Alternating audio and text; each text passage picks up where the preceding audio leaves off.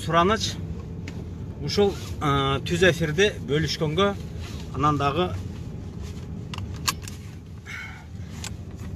кимдир бирөөлөргө жеткиргенге жардам берсеңиздер. Азыр жумага жөнөгөнчө жол катары сиздер менен бир көргөйлүү маселе менен сүйлөшүп кетким келди. Бул маселе бир эле мигранттар үчүн эмес. Ошол баласын же кызын мигрант кылып чет өлкөгө жөнөтүп аткан ата-энелердин дагы көйгөйү. Эми бардык нерсе таланып, тонолуп бүткөндөн кийин ачык эле мигранттарды азыркы мынабу жагдайды шылтоо кылып, мындайча айтканда терисин сыйрып тон тигип атышат десем жаңылбасам керек. Кече бир окуучум чалыптыр мен. Агай, Москвага учканы жатам. Анан билет аябай кымбат болуп калды дейт. Баргандан кийин квартплата төлөшүм керек. Анан регистрация жасатышым керек. Ошолорго тыйын керек дейт. Анан келе бер дедим, мен болбосом башкасы дагы өзүбүздүн айылдык фонд бар. Кыргыз качан бири талаага тиштап салган. Жардам беребиз дедим. Анан жол кирен канча болду десем 30 000 сом дейт. Анан документке 20 000 сом дейт. Эмне болгон документ десем, ошол авиакассадан основание болуш керек деди дейт. Эмне болгон основание десем, документ керек экен деди. Эмне болгон документ? Короче, больницадан справка керек экен дейт. Анан дагы бөйрөк оору, дагы бирдеке деген ооруларын айтып, бүт справкаларды бериптир. Аны авиакасса биз өзүбүз турлап беребиз деп 20 000 сом алыптыр. Мен окуучумдан. Анан документтериңди жөнөт дедим. Документин жөнөттүм ага. Документинде ошол Россиядан биз основание документтерди жазатабыз деген документтердин бүт печаттары өзүбүздүн Кызыл Кыянын ошол мүмкүн ошолор врачтыр, мүмкүн же мындай эле мошенниктердир. Ошолор жасап атат эмени, уруп атат да. Анан мен окуучума Россиядан биз соглашение деп айтабызбы, ошондой или приглашение дейбизби, ошондой документ керек. Ансыз кете албайсың деп, ошол авиакассадан мен окуучума айтып, 20 000 сомун алып, анан билет беришиптир 30 000ге. 20 000 сомго ошондой документ бериптир. Документтеринде дагы бир баса белгилеп айтып кетем. Өзүбүздүн эле кыргыздардын врачтарынын баскан печаттары. Мен мындай, менин түшүнүгүмдө, если Орусия тараптан приглашение болсо, мисалы мен көзүмдө операция жазаткан Чудо доктор деген клиника бар, дагы башка толтура Москвада или Россиянын любой жеринде ошол врачтар приглашение берсе керек эле деп ойлойм да. Ушундай силердин жараныңардын ушундай оорусун биз дарылап беребиз деген менин түшүнүгүм. Булар биз Россиядан ошондой соглашение алып беребиз деп өздөрүнүн гана эмелердин печаттарын басып атат, өздөрүнүн фамилия, аты жөндөрү. Андан дагы бир айта кетчү нерсе, өткөндө мо Facebook'та Нурия Малабекова деген эжебиз Бишкектен Москвага учканда дагы ошондой документ требует этиптир. Ал боюнча пост жазган болчу, мен аны эжебиздин постун көчүрүп, анан автордук укугун тебелеген жокмун. Нурия эжебиздин өзүнүн аты, фамилиясы жазылып калды. Мен ар бир группаларга бөлүштүм. Ошол группаларга бөлүшкөн постто Нурия эженин жазганы боюнча бир дагы келген кыргыз жараны Россиянын аэропортунда эч кимиси сурабаптыр. Приглашение дагы сураган эмес, эч кандай основание дагы сураган эмес, эч кандай медицинский приглашение, эч кандай документ сураган эмес. Жөн эле келген документтер ошо паспортун көрсөтүп эле печатты бастырган дейт, өтүп кете бердик дейт. Бир эгер 99% десем, анда бир экөө бар экен да, все таки десе болот эле. Бирок бир дагы келген кыргыз жараны сураган жок ошол документтердин бирөөсүн дагы деп жооп беришти. Эми ал бөлүнгөн репост бөлүшүлүп кеткен канча эмелер болуп кетти, бир 1000ден ашык репост болду окшойт, 1000ден ашык комментарий. Ошолордун бир Кыргызстандан келген айтайлы бир 100 адам болсо, ошонун 100-ü тең эч кимибизден сураган жок деп жазды. Андай болсо биз кандай тыянакка келебиз? Нуреже дагы бир ал адамды мен тааныбайм, тааныш экен ошо погран боюнча. Мына орустардын чегара кызматында иштеген бирөөгө чалып сураса, между Кыргызстаном и с Россией граница открыта с сентября месяца деп жооп бериптир. Россия менен Кыргызстандын аба жолдору ачылганы уже сентябрь айынан бери ачык экен. Эч кандай документ бизге керек эмес экен. Анан ушул боюнча эми канчалаган адамдар 50 миң 60 миңден акча төлөп келишти бияка. Бул нерсени ким көзөмөлдөйт? Убагында Сыймык Жапикеев ал мени менен тең экен, негизи тең. Анан кайсы бир сөзүм жакпай калган, эми көпчүлүгүбүз деле Facebook'тагы москвичтерди достугунан чарып салыптыр. Эми ушул маселе боюнча биз кимге кайрылабыз? Дагы канчалаган иштеп Россияга чыга турган жарандарыбыздын жондору сыйрылат. Бул нерсени ким көзөмөлгө алат? Же дагы бакырып кала беребизби? Кечээ эле Жээнбековдун убагында адилеттүүлүк кайда кетти деп кыйкырып жүргөн эргулдар бүгүн абасы деп айтабызбы, же акасы деп айтабызбы бийликке келгенде эмнегедир ушундай акыйкат нерселерге көз жумуп коюп отурушат. Муну мойнуңарга аласыңар, албаганга силердин айлаңар жок. Кечээ мен Каланча Авам менен телефон менен по прямому сүйлөштүм деген адамдарга ушул суроону берсем, эч кандай жооп жок. Азыр эптеп эле бир орундукту баса калмай, бир жерге барып отуруп калмай, бирок баягы эле мигрант дейин десең, ошол мигрант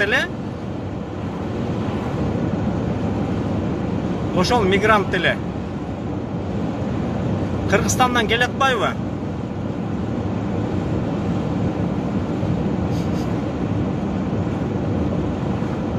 Так. Таптап, анан айтыш керек. Талайка жакшы. Жок, муну тактаса, тактабаса, мисалы, ошол менин бөлүшкөн постторумду карасаңыз, бир адам жок жаңылып атасыңар, меникин текшерди деп комментарий жазган эмес да.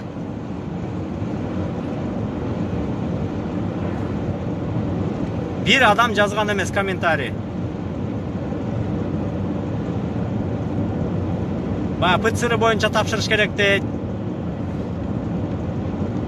Ошол документтер боюнча мүмкүн мен көрбөй калгандырмын, бирок мен аябай мындай кылдаттык менен текшердим да, ошол ар бир жазган постторумдун репост болгон, бөлүнгөн, баягы бөлүшүлгөн посттордон дагы издедим. Ошол Нуреженин жазган эмеси боюнча бир дагы Кыргызстандан учуп келген биздин жердештер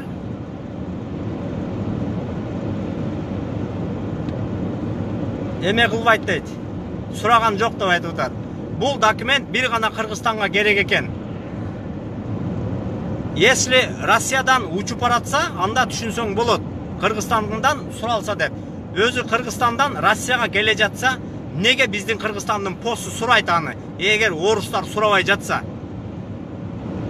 Талайака түшүнсөңүз, неге орустар сурабаган документти Орусияга кириш үчүн биздин Кыргызстан сурайт? Нуреже каякта жүрөт, келсеңиз болот эле. Иште болсоңуз керек. Мына келгендер, мен азыр за рулем, мына окуп эметкенге эме болуп атат, жол тайгак, түшүнөсүздөр.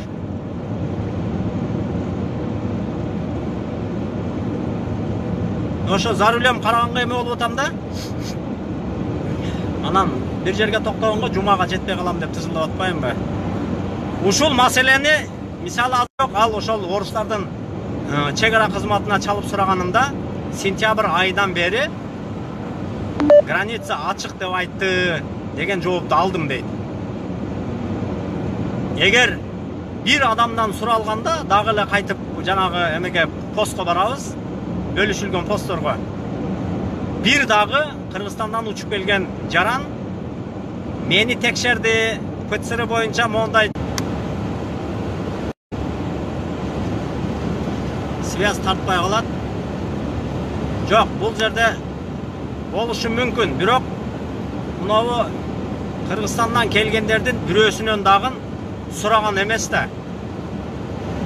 Ошол жазган, комментарий жазган ар бир учуп келген кыргызстандык сураган жок деп атат. Эмне үчүн орустар сурабаган?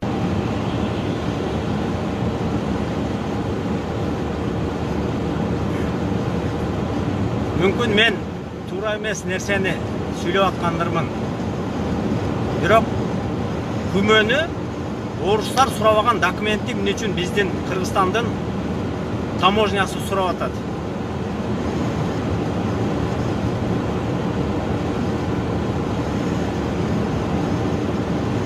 Эгер орустар сураса, анда мейли.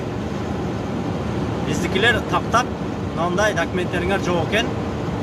Ал жактан бизге ушундай запрос келген. Документтерин тактагыла деген деп. Бирок сурабай жатпайбы? Бир дагы учуп келген кыргызстандык ошол документтерин берип, көрсөтүп, түшүндүрмө берген эмес. Контрольный постко келгенде жөн эле паспортун берип эле, анан миграционкага печатын бастырып, өтүп келе берет аэропорттон бияка.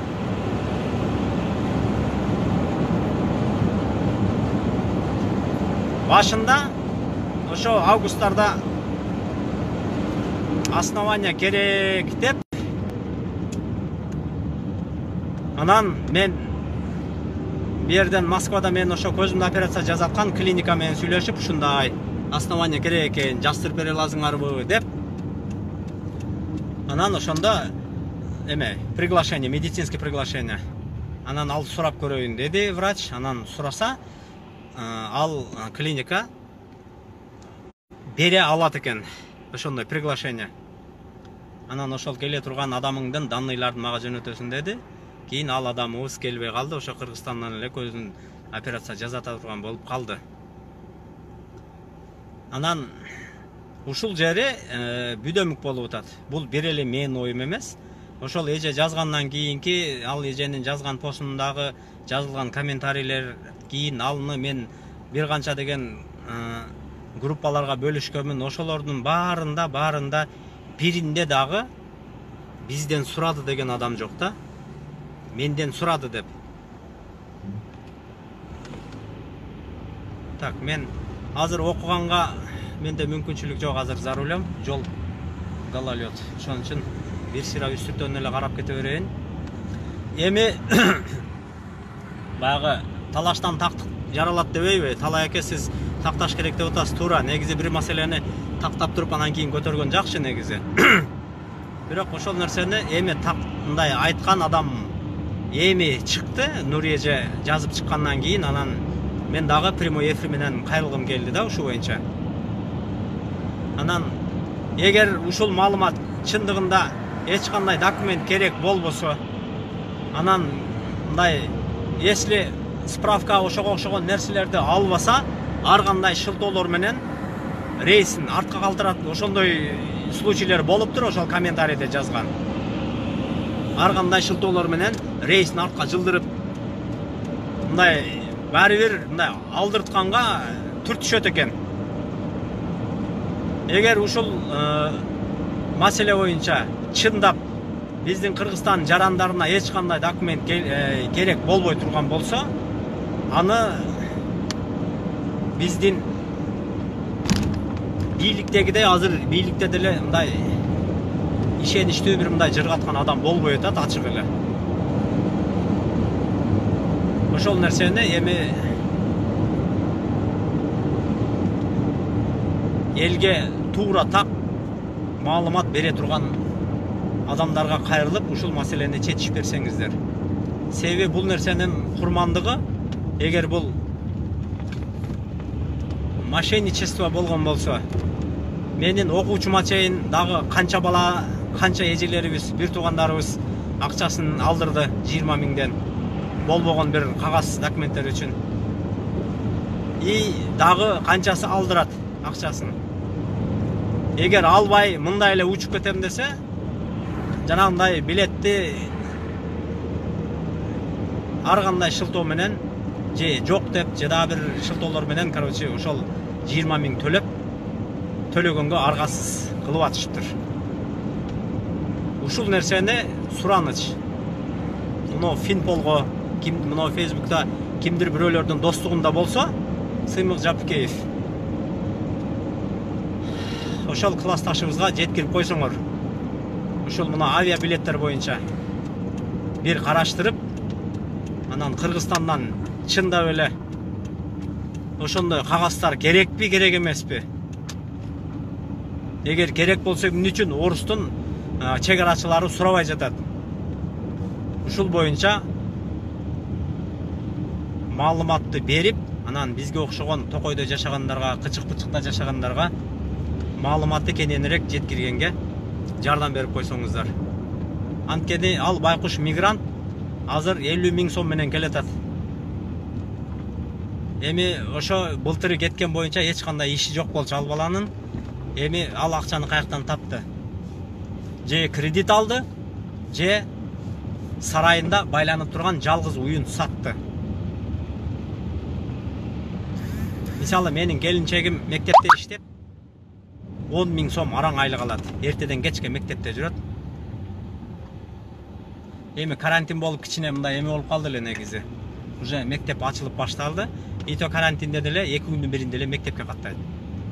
Анан ошондой айлык менен вряд ли адамдар 50 миң сомго коротуп келгенге шансы жогураак да. Кээ биркилер через не могу келишет. Айла жок, ушул уюңду сатып барсаң, айлык алсаң, андан кийин иштеп ошол уйду ордун толуктайбыз деп. Буяка келгенден кийин мен Кадамжай коомунда өзүм 2 жылдан ашык казыначы болуп, акча чогултуп ошондой ар кандай немелерге жүрдүм. Бир күндүн өзүндө 2-3 груз 200 жөнөткөн күндөрүбүз болгон. Кудай сактасын, обалы, Кудай бетин ар кылсын андайдан. Анан анчалык белчеден карызга батып келе жаткан адамды Москвада кандай тагдыр күтүп атат, аны эч ким билбейт. Бир Кудайдан башка эч ким билбейт. Ошон үчүн ушул маалымат боюнча, каяка кетип атасың? Ушул маалымат боюнча сураныч, өйдө жака жакыныраак отургандар болсо, ушуну тактап, анан элге кененирээк маалымат берип койсоңуздар. Мен мечитке жакындап калдым. Бүгүнкү жумаңыздар кабыл болсун. Кудайым өйдө кырсыктан сактап, кыргыз элибизге элдин көйгөйүн чечкен, эл үчүн таза адал иштеген, адилеттүү, салих падышаны насип кылсын. Ассаламу алейкум ва рахматуллахи ва баракатух. Мыйзамында жазылган. Бийлик бул өлкөнүн жетекчиси, өлкөнүн кожоюну пайда болгондо чечилет.